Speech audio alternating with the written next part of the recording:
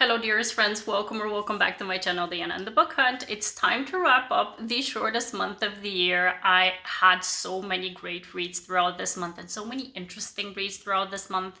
I actually posted my recent reads video where I discussed the first 10 books that I read in the month. I'm going to link it up in the cards if you haven't seen it yet. And now I'm going to discuss the other 12 books that I haven't yet covered in a wrap up. So I'm going to have a lot of thoughts here because there's plenty of books to talk about and all of them are very interesting. And just to give you a wrap up of my thoughts on the month of February, we had Feb, where I actually did a recommendation video for romantasies or fantasy romance books that I'm going to link up in the cards if you want to check that out too. I also focused one of my reading vlogs on Black History Month because it was Black History Month of February, and I had plenty of fun reading 3 books by Black authors with Black characters.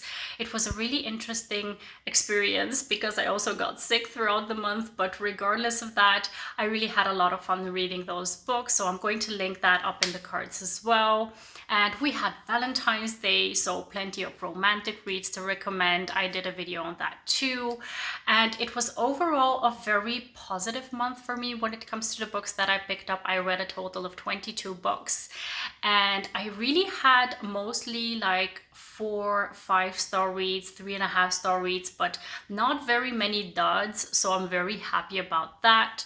And the books that I'm going to cover right now are all ones that I really have a lot of thoughts on, so I'm just going to go ahead and dive in. So I'm this basic kind of person who will typically go with the hype. And currently I'm in my romantasy era just like everyone else I feel is. And this month I read so many romantasies and I'm not mad about it. I've had so much fun going into different worlds and different magic systems and different kinds of creatures, discovering all kinds of worlds. I've been having a blast. And I knew that this month I was going to pick up Carissa Broadbent's The Serpent and the Wings of Night, as well as The Ashes and the Star-Cursed King, because I got them through Audible with a credit. And I am so happy that I picked them up because this really is probably one of my favorite series that I've read. It's such an interesting world for me, at least, because I haven't read very many vampire books. For me, I just ate this up. I was in this world for a full week and I did not want to get out of it. I was so immersed into the world, so immersed into the characters. I was so invested in their love story and I just didn't want it to end, honestly. So obviously both of the books for me were 5-star reads. As a short recap, we've got our heroine Oriah, who is a human. She was rescued by a vampire when her village or city was in a siege. And the vampire who rescued her was the most powerful vampire. He was like the ruler of their region. And he trained her to go into this competition called the Kajari so that she can win a very coveted wish by the goddess Nyaxia. She will possibly get a wish that will get her to immortality, let's say. And she goes into this competition and she meets the love interest, who is a vampire, a very powerful vampire. They're essentially competition of each other, but at the same time they find that they best work together. And I'm not going to say more about the story because I think everyone just needs to experience all of the little features, all of the world building, all of the relationship building within this book while you dive into it as blind as possible, so you can just enjoy all of the little things inside of it that I did as well. I absolutely love this series and I definitely recommend it. In my previous wrap-up, I mentioned that I've started the Throne of Glass series by Sarah J. Maas. I finished the first novella and the first book in the first part of February, and then I continued on to Crown of Midnight, which is the second full-length book. And I'm really enjoying how the main character, Celiana, how her story is developing. I love that there was more romance within this story. I loved how we're discovering so much about her lineage, about where she came from and how she needs to continue on her journey, and how there's different characters that come into her life and then influence her in some way. And she really had a very strong bond with one character that it's the second book, so I'm just trying to steer clear from spoilers here, but she developed a very strong bond with one character that I think is going to be a leading force within her journey.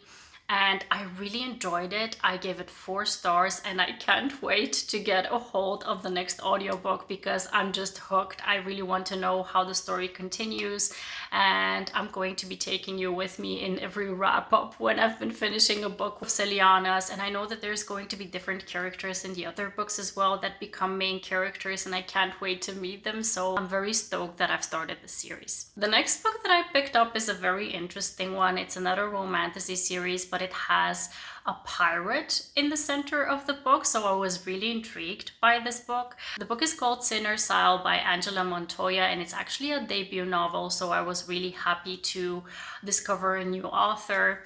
And I have to say that I was kind of maybe fooled by the cover, and I typically am not very good with synopsises, so I tend to go in blind and then find out that something is happening, or that like the premise is different from what I thought it was going to be based on the cover. And I have another book that I'm going to have the same experience with that I'm going to share in a moment. But this one, when I saw the cover, I didn't really notice that it's young adult. I thought that it was an adult pirate book, but it wasn't. It's a young adult book. And I don't know, I just had some kind of preconceived notions on the basis of what I saw on the cover. I don't know what it was, but basically I fooled myself on this one. So we've got a young adult pirate fantasy novel where we've got our main heroine, Rosalinda. She is a very powerful, majestic, and her kind live on this isle, Sinner's Isle, where when they're still teenagers, they get taught how to use their powers, and then they need to impress the king because the king is going to take one of these majestics to be their main majestic. I think they get married as well, but basically they need to impress the king, so the king chooses them.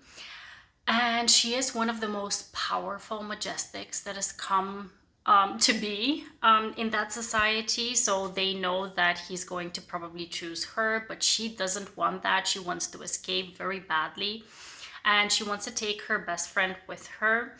So at the start of the book, they have this plan to escape, but unfortunately it goes wrong. So she really is looking for a way out of that isle. So she thinks that the best thing she can do is involve the help of a pirate who is potentially going to be able to help her out. And that is the hero of the book, Mariano. He is on this isle against his will, and he has lost a very precious item to him. And actually Rosalinda took it from him so that she can kind of blackmail him into helping her out of the isle. And that is how their romance starts. I was very much invested into the story. The thing that really I had hoped I would get more of is more of the pirate aspect within the book. We do have a pirate in the center of the book, but it's more really the adventure of them getting out of the isle that is centered to the plot. So we didn't get a lot of piracy going on. So that is my only kind of critique that I felt like was a miss for me, because I had certain expectations when I heard that it's a pirate book.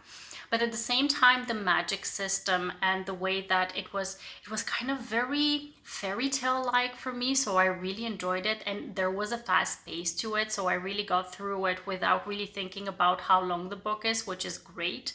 I gave this book 3.5 stars. I really enjoyed it. It's just that maybe my expectations were different, and I really should kind of not have expectations at the start of books so that it doesn't influence my rating. But anyway, I think that if you pick this up, you might really enjoy it if you like fantasy romance books that involve magic, witches, and also pirates. So maybe you should pick this up. The next book I picked up as a palate cleanser because I knew it was going to be a spicy book, and I just needed something that is not romantasy and something that is just going to be a quick, steamy, and kind of like a very palatable book. So I picked up Foreplay by Robbi Renee. But I'm going to be honest with you, because I've been reading so many romantasy books where you're just focused on a lot of world building. This book really kind of was very forgettable for me. What I remember about it is that it involved like a tattoo artist who works with this woman who is like the receptionist of their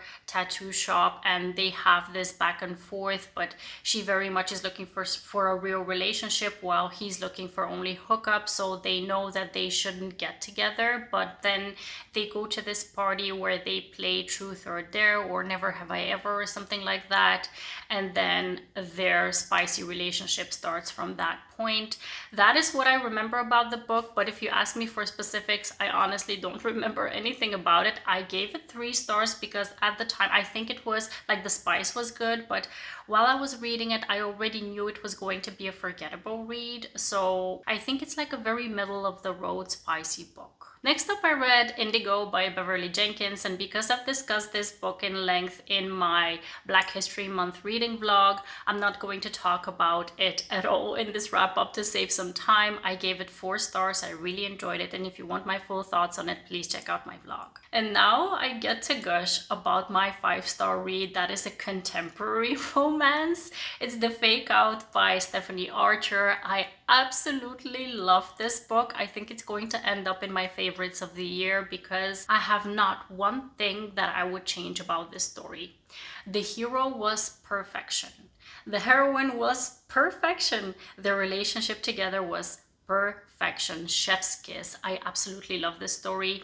It's a fake dating hockey romance where we've got a pro hockey player who is absolutely gone for the heroine. They've known each other since high school, but when they were in high school, she was together with another guy. He always had a thing for her because she was his tutor, and he really hit it off with her, but he knew that he couldn't make a move because she was in a relationship. And unfortunately for both of them, the guy that she was dating is an absolute douchebag, and he also became a hockey player, like a famous hockey player for another team, and he cheated on her, so she hates his guts, her ex-boyfriend.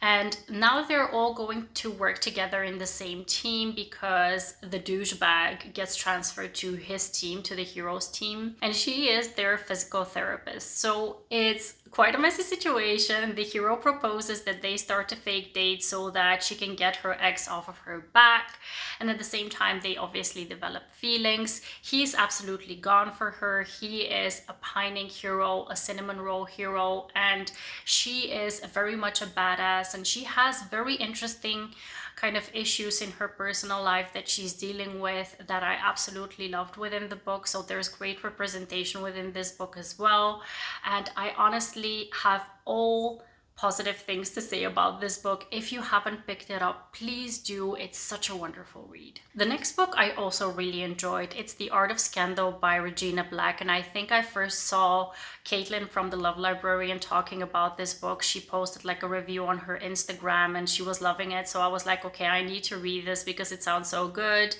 It centers on the heroine who is a politician's wife. I think he's like the mayor of the city, and they have an interracial relationship. So she's black and he's white. He very much is, again, a douchebag. He is kind of using her to kind of stand up for the black community, but basically to get their votes. I'm not sure that he is very much that much involved to really help them out. He's more doing it for his own profit. So yeah, they've been married for a long time, and she has a child from a previous relationship. They don't have any children together. And she finds out on his birthday that she is hosting, that she has made so much effort for. She finds out through a very stupid mistake of his that he's cheating on her. So he is in the middle of campaigning to get reelected, and he really wants to get reelected because he wants to move on to like Senate or whatever. And he doesn't want to get a divorce. He basically is begging her and trying to negotiate with her what she needs to remain in a relationship with him, at least to pretend that they're married so that he can get his votes. And at the same time, she is so pissed off. She's so disappointed that her life has turned into that kind of a scenario, that she just takes a bottle of some kind of liquor, she goes somewhere, and that is where she meets the hero Nathan, who is quite younger than her. and they have a very interesting forbidden relationship from that point on. I really enjoyed this story. I had so much fun with it. I love politics within books, so I really was very intrigued by this story, and yeah, I gave this one 4 stars and I ate it up. Now, the next book is another one where I saw the cover and the title and I was like, okay, I think this is going to be this, but it turned out to be something very different, but this time in a good way. I really enjoyed that. I was so taken by surprise by this book. The book is called Role Playing by Cathy, Yardley. I gave this book 5 stars because it was just all that I've been wanting to read in the past couple of months. I've told you already a couple of times on my channel that I'm really looking forward to discovering more books with mature characters, so characters who are in their 40s or 50s or more. And this book was exactly that, and the cover kind of fooled me because when you see the characters on the cover, they don't really look like they're in their 50s. And they are in their 50s. So I was really kind of surprised by that, but in a pleasant way. And then within this book, we've got a grumpy sunshine. We've got 2 introverts who definitely have had a very tough time within their life for different reasons. She used to be married. She's been divorced for about 5 years now, but she definitely is not looking for a new relationship because she was very hurt and very kind of jaded by the whole situation with her marriage. She did have a child out of that marriage that she loves very much. And she is a gamer. And the hero, he's a gamer as well. That's how they actually meet. They actually first meet online. And he is someone who has not had very many relationships within his life. And everyone is kind of hounding him almost to get into relationships, both his family and his friends and the whole small town that they live in. And he actually finds out throughout the progression of the book that he is demisexual, and I really like the representation for that. And there's just so many good things about this book. The friendship building before the actual romance, I loved. A situation of them falling into a friendship online, but then that transitioning into real life because he broke his foot and she goes to help him out, and there's caretaking within this book that I'm just a sucker for. And then the progression of them transitioning from friends to lovers, it was just great. And there were so many also hard-hitting topics because the hero within this book, he has a very difficult relationship with his mother and his family in general. And also his past relationship really did a number on him. So he really has a tough time, and he's a cinnamon roll. So he really doesn't stick up for himself very well. Well, the heroine is a grump and she doesn't really mind saying what's on her mind because she's like, I'm almost in my 50s and I'm like, I'm gonna say whatever I want to say. So she really is sticking up for him whenever he needs it, and I really love that within the book. So there's just so many amazing things within this book that I absolutely loved, and if you haven't picked this up, please do, because it's really worth it. Next up, I'm going to talk about a really dark book. It's Sea of Ruin by Pam Godwin. Everyone loves this book because it's really different and really dark, and I understand the love and the hype that this book is getting as a dark romance, because really it's, I think, in a league of its own. And it's a very interesting one because it deals with pirates, and everyone loves pirates, myself included. I really went into this book with very high expectations because most of the people that I follow have given this book 4 or 5 stars, and everyone has been raving that this is really the best of the dark romances that everyone has read. So I really went in with high expectations. I really have to say that while I didn't give this book the highest rating, I gave it 3.5 stars. I have my reasons for that. This is really a personal rating here. I really did appreciate what everyone is loving about this book. I love those parts within the book as well. This is a book that centers on our heroine Bennett, who is the daughter of this very notorious pirate king, and her mother is part of the aristocracy, so their relationship between the mother and father could never be. And when she's very young, I think she is like in her teens, Unfortunately, her father very publicly gets killed, and because obviously piracy is forbidden, so he gets caught and he gets killed, and her mother cannot deal with what has happened to with her father, so she commits suicide. So within one day she loses both of her parents. So trigger warnings for very many things within this book, because again, this is the darkest of dark romances that you may pick up, so there's many trigger warnings including suicide. There's also trigger warnings for sexual abuse many times over in this book, and it's very much on page, very graphic, so bear that in mind as well. Now, our heroine takes over the role of her father's. She becomes a pirate. She's always wanted to step into his shoes, so it's not a secret or a surprise that that happens. And then within the first part of the book, we find out that she married another very notorious pirate in secret. So no one knows that they're actually married, but at the same time, she is absolutely livid at him. So she's running away from him throughout most of the book. They very much love each other, but something has happened between them that has had her very mad at him. And basically, I don't want to spoil the plot for you. That's why I'm not mentioning what happened. But basically, she does have feelings for him. She's still married to him, but she's not with him at the start of the book. She gets captured by Lord Ashley Cutler, who is this pirate hunter. And she very much gets tortured, abused, and at the same time falls in love with Lord Ashley Cutler throughout the progression of her captivity. Very much a captor-captive situation there. And then it's a very interesting progression from that point on. I don't want to spoil anything more. So we've got a situation of the heroine having feelings for two men.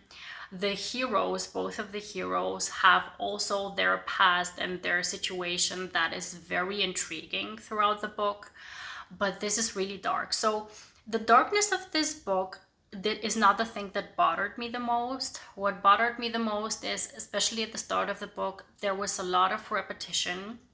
There were a lot of scenes that kind of were very similar to one another when it comes to Bennett, the heroine, and Priest, her husband.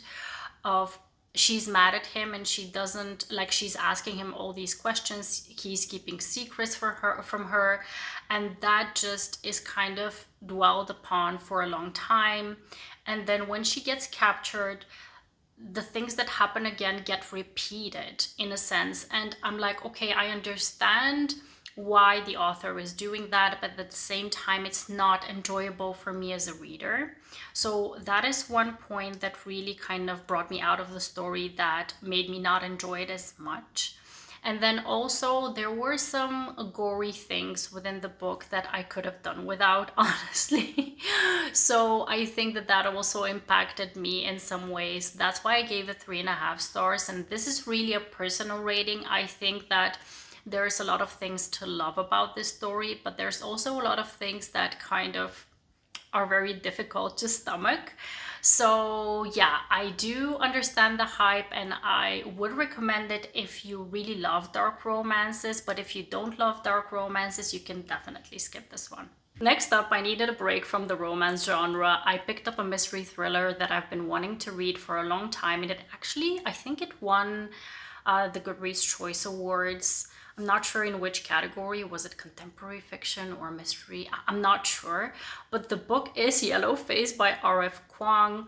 I've read other books by this author before, and I really appreciate her writing style and her dedication to detail within her books. So I really wanted to read this book because I also heard a lot of good things about it. It's a very interesting read. It centers on two heroines who both of them are writers, and they're presented as being friends or kind of distant college friends, but at the same time, when we're inside the head of the main protagonist within the book, her name is June. She is a white woman while the other heroine is an Asian woman. Her name is Athena. Basically, Athena is the one who has a lot of fame. She has made it in the publishing world and she has a lot of love from the publishing community, while June she has self-published one book and it didn't really get any kind of positive reviews, or it didn't really blow up in the publishing world. She very much feels like the publishing world is wrongfully giving so much love to her friends' work, and she deserves more of that. And at the start of the book, this is not a spoiler, I think it's in the back of like the synopsis. At the start of the book, they meet up for this kind of friend date, and Athena chokes and she dies in front of June. And then June finds this manuscript for a book that Athena is working on, and she decides to steal it and publish it as her own.